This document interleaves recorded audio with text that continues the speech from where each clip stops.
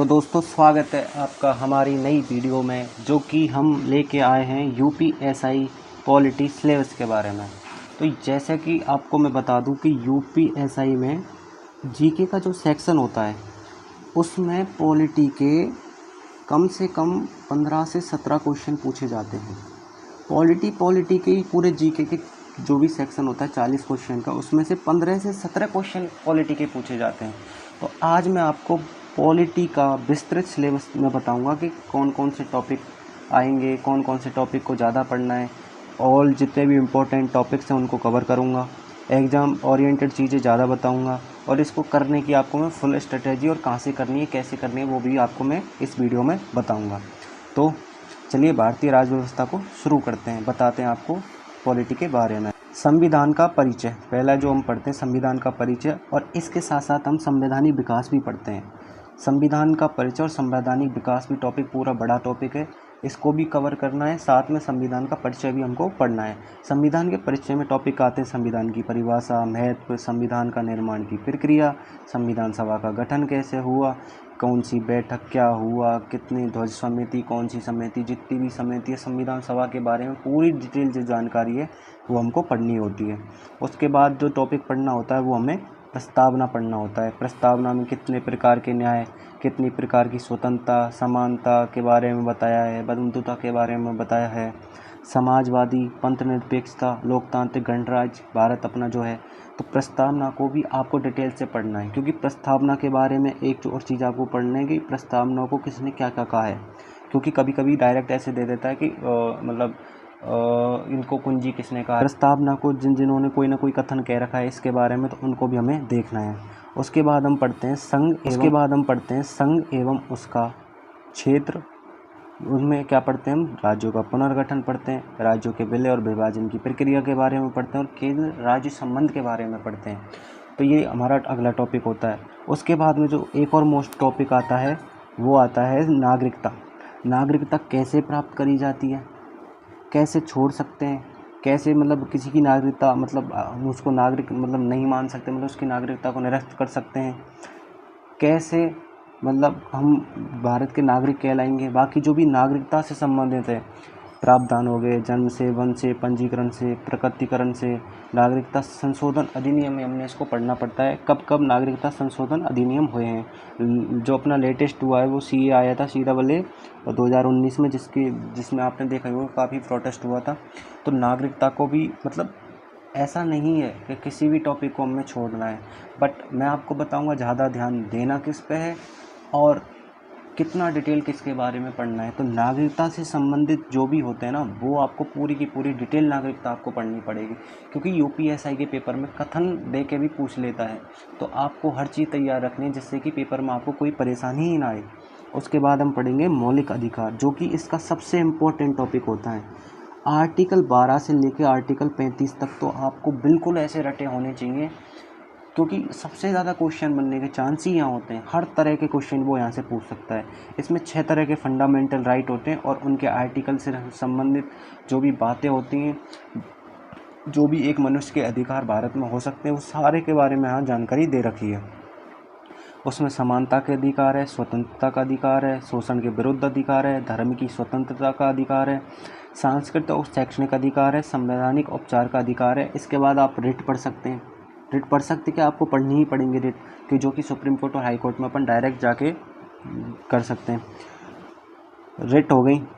और इसके बाद जो भी आर्टिकल आते हैं 34-35, उनको भी आपको पढ़ना ही पड़ेगा, क्योंकि 12 से 35 तक कोई सा भी आर्टिकल ऐसा नहीं है जिसको हम इग्नोर कर सकते हैं। उसके बाद DPSP आते हैं, उसके DPSP 36 से 51 तक होते हैं। और उसके बाद मौलिक कर्तव्य आते हैं, जो कि 51A में होते हैं, और जोड़े गए 42वें संविधान संशोधन से 1976 में। और कुल 11 मौलिक कर्तव्य होते हैं, जैसे संविधान का पालक, राष्ट्रीय ध्वज का सम्मान, ये मतलब एक मतलब जैसे ये क्या होते हैं कि एक मनुष्य से जुड़े होते हैं, उसका देश के प्रति अपना क्या कर्तव्य है उससे रिलेटेड होते हैं, क्योंकि ये ना किसी सरकार के लिए ना ये बाध्य होते हैं ना कुछ होते हैं। ये एक मनुष्य के लिए मौलिक कर्तव्य होते हैं, उनको मानने हैं, करने चाहिए। और जैसे अपने इंडिया में होता है ना कि अपने झंडे का अपन को सम्मान करना ही उसके बाद जो मोस्ट आता है, पहले मैंने मोस्ट बताया आपको फंडामेंटल राइट, मौलिक अधिकार।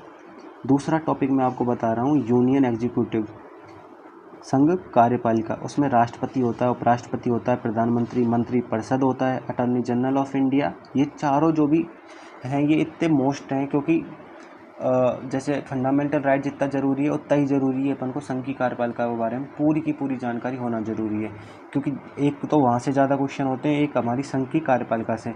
इसमें पूरा राष्ट्रपति के बारे में पूरी जानकारी, उपराष्ट्रपति, जो भी अपने मंत्रिपरिषद हो गई, प्रधानमंत्री हो गया, कौन थे कौन नहीं थे, पहले प्रधानमंत्री कौन थे, पहले अपने जो भी राष्ट्रपति कौन थे, उपराष्ट्रपति कौन थे, अंतिम कौन पद पे रहते हुए मर गए, किसकी जगह पे कौन वैकेंट आया, मतलब हर तरह के डिटेल आपको पूरे के पूरे इन राष्ट्रपति, उपराष्ट्रपति, प्रधानमंत्री जो भी हैं इन सब के बारे में होनी चाहिए। उसके बाद पार्लियामेंट आ जाती है अपनी संसद, Lok Sabha, upper house, lower house, संसद की शक्ति एवं कार्य प्रणाली, विधायी प्रक्रिया, ये भी आपको पढ़ना ही पड़ेगा। उसके बाद राज्य कार्यपालिका, स्टेट एग्जीक्यूटिव, इसमें क्या होता है, राज्यपाल होता है, मुख्यमंत्री होता है एवं मंत्रिपरिषद होता है, महाधिवक्ता होता है।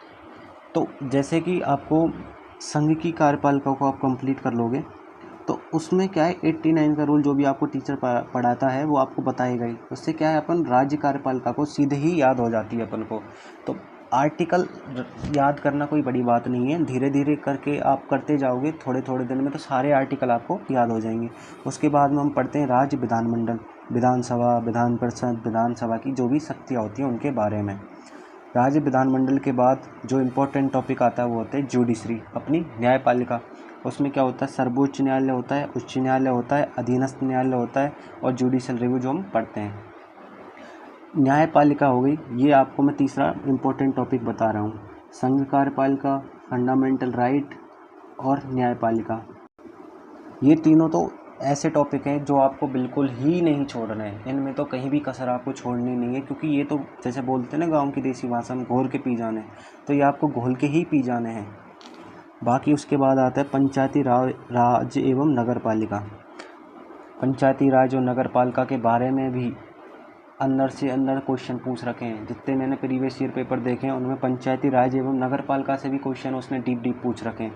खाली ये नहीं कि ये 243 के ओ से चालू होते हैं, जेड तक जाते हैं, वो जेड जी तक जाते हैं, ये नहीं, इसमें कौन सी चीज़ किस आर्टिकल के अंदर दे रखी है वो भी, इनका भी अपन को डिटेल एनालिसिस ही करना पड़ेगा। उसके बाद निर्वाचन आयोग, चुनाव आयोग, मॉडल आचार संहिता हो जाती है। आचार संहिता के बाद संवैधानिक एवं अर्ध न्यायिक संस्था अपने इंडिया में होती हैं, जैसे कैग हो गया, यूपीएससी हो गया और ह्यूमन राइट कमीशन हो गया, लोकपाल हो गया एवं लोकायुक्त हो गया। तो ये जो भी अपनी बॉडी हैं इनकी बॉडी के बारे में आपको पढ़ना पड़ेगा, क्योंकि बेसिक नॉलेज पूरे संविधान की आपको होनी चाहिए। बाकी बेसिक से लेके आपको पता तो संविधान के बारे में सब कुछ होना चाहिए, लेकिन जो टॉपिक मैंने आपको बताया संघ कार्यपालिका, फंडामेंटल राइट और न्यायपालिका, ये टॉपिक तो आपको बिल्कुल ही नहीं छोड़ने हैं, बिल्कुल 1% का इनमें चांस ही नहीं है। कैग हो गया, यूपीएससी हो गया, अपना राष्ट्रीय मानवाधिकार आयोग हो गया, लोकपाल हो गया एवं लोकायुक्त हो गया। उसके बाद आती है संशोधन प्रक्रिया। संशोधन प्रक्रिया के संविधान संशोधन होता है अपने 20वें भाग में और 368 आर्टिकल के अनुसार होता है। तो जो भी अपने अब तक के संविधान संशोधन हुए उनमें थोड़े बहुत मैं आपको मोस्ट बताता हूँ। 42वां, 44वां, 73वां, 74वां, 86वां, क्योंकि ये ऐसे संशोधन हैं इनसे मतलब कोई मेजर चेंज आर्टिकल, कम से कम संशोधन तो 100 पार हो चुके हैं अपने, परंतु 42, 44, 73, 74, 86वां जो संविधान संशोधन है ये ऐसे थे, इन्होंने मेजर चेंज लेके आए थे अपने देश में। इन संशोधन के बदले अपने मेजर चेंज हुआ, तो ये थोड़े इम्पोर्टेंट हो जाते हैं, क्योंकि ये थोड़ा खाली ऐसे बेसिक नहीं रखते कि इनके अनुसार कोई चीज़ जोड़ी गई, और इसको तो मिनी कॉन्स्टिट्यूशन भी कहते हैं। तो ये आपको पूरे डिटेल जानने की क्या जोड़ा, क्या मिलाया, किस संशोधन से क्या हुआ क्या नहीं हुआ, तो इनके बारे में आपको अलग से जानकारी रखनी पड़ेगी। फिर उसके बाद आपातकाल आ जाते हैं। आपातकाल, राष्ट्रीय आपातकाल, राज्य आपातकाल और वित्तीय आपातकाल, 3 आपातकाल होते हैं। तीनों ये आर्टिकल आपको दे रखे हैं, तो इनके बारे में आपको जानकारी रखनी पड़ेगी। उसके बाद केंद्र राज्य संबंध आ जाते हैं 3, जैसे विधायी संबंध हो जाते हैं, प्रशासनिक संबंध हो जाते हैं, वित्तीय संबंध हो जाते हैं, अंतर राज्य परिषद हो जाती है अपनी। तो मैंने यहाँ तक आपको बता दिया, यहाँ तक तो मैंने आपको बता दिया टॉपिक। यहाँ से आगे मैं बताता हूँ कि आपको ये करने कैसे हैं। आपको जाना है यूट्यूब पे,